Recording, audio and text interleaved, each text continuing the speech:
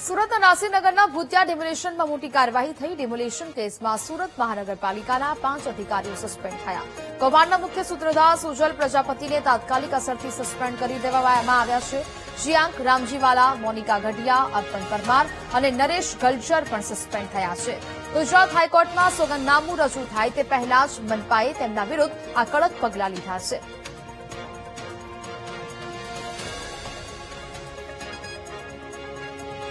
સંવાદદાતા ધ્રુવ વધુ વિગતો સાથે લાઈવ જોડાયા છે। ધ્રુવ, સુરતના નાસીનગરમાં જે ભૂતિયા ડિમોલિશન થયું, અધિકારીઓ છે તે કોઈ જવાબ આપવા તૈયાર ન હતા, પરંતુ હવે આ મામલે કોઈક મોટી કાર્યવાહી થઈ રહી છે। શું અપડેટ ને ખુલાસાઓ થઈ રહ્યા છે હાલ? ધ્રુવ,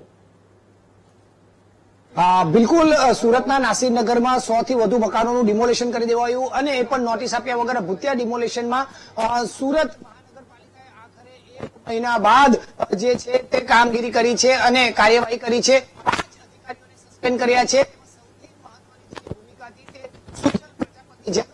ડિપાર્ટમેન્ટ જ ન હતો તે અધિકારી ત્યાં પહોંચ્યો હતો અને આખું ડિમોલેશન કરાવ્યું હતું। ત્યારે સૌથી પહેલું નામ જ સુજલ પ્રજાપતિનું છે। રોડ ડિપાર્ટમેન્ટ એટલે કે આરડીડી ડિપાર્ટમેન્ટ કાર્યપાલક ઇજનેર સુજલ પ્રજાપતિ જે છે તેને સસ્પેન્ડ કર્યા છે। સુજલ પ્રજાપતિની ઓફિસની બહાર જ અત્યારે આપણે છે અને આ જ સુજલ પ્રજાપતિ જે છે તે આ સેન્ટ્રલ ઝોનની અંદર આવતો જે આ આખો વિસ્તાર છે નાસિરનગર, અને એ નાસિરનગરનું તેને ડિમોલેશન કરાવ્યું હતું।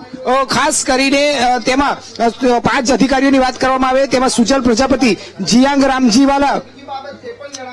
રામજીવાલા અને મોનિકા ગઢિયા જે છે, સાથે સાથે અર્પણ પરમાર ડેપ્યુટી ઇજનેર અને નરેશ ગલચર જે જુનિયર ઇજનેર છે તેમને હાલ સસ્પેન્ડ કરી દેવામાં આવ્યા છે। આ સુજલ પ્રજાપતિની કેબિન છે, ઓફિસ છે અને આ જ ઓફિસમાં જે છે તેને સસ્પેન્ડ બેસતો હતો અને અહીંથી તે જે સુજલ પ્રજાપતિ જે છે તે પોતાનો કારભાર ચલાવતો હતો। એટલું જ નહીં, પરંતુ હાલ આ સમગ્ર મામલે હવે હાઈકોર્ટમાં પણ પિટિશન કરાઈ છે અને હાઈકોર્ટમાં અત્યારે સુનાવણી ચાલી રહી છે। આવતીકાલે સોગંદનામું પણ રજૂ કરવામાં આવશે। ત્યારે મહત્વની વાત એ છે કે તે પહેલા સુરત મહાનગરપાલિકાએ પાળ બાંધી દીધી છે। બિલકુલ, એટલે જે રીતે આખો હાલ આ સુરત મહાનગરપાલિકાની કચેરીમાં અત્યારે આપણે છીએ અને સુજલ પ્રજાપતિ જે છે તે જે ઓફિસમાં હતા તે ઓફિસમાં છે અને સાથે સાથે રોડ ડેવલપમેન્ટ ઓફિસ જે છે ત્યાં તે કારભાર ચલાવી રહ્યા હતા અને આજ સુરત મહાનગરપાલિકાની કચેરીમાંથી સૌથી મોટો ગેરવહીવટ થયો હોય તે હવે આ કાર્યવાહીથી લાગી રહ્યું છે।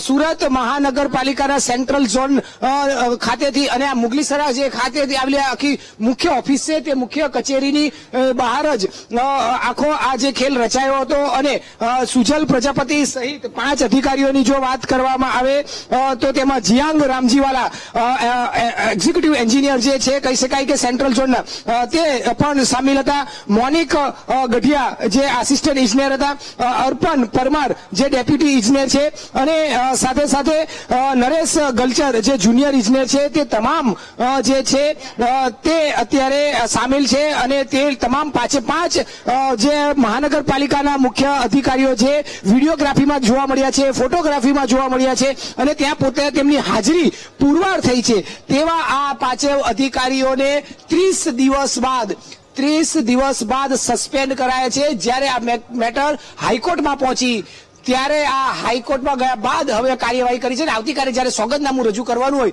ત્યારે આ કાર્યવાહી તેઓ બતાવી શકે તે માટે 5 અધિકારીઓને સસ્પેન્ડ કર્યા હોવાનું હાલ સામે આવ્યું છે। જી બિલકુલ ધ્રુવ, વિગતો સાથે જોડાયા તે બદલ આપનો આભાર।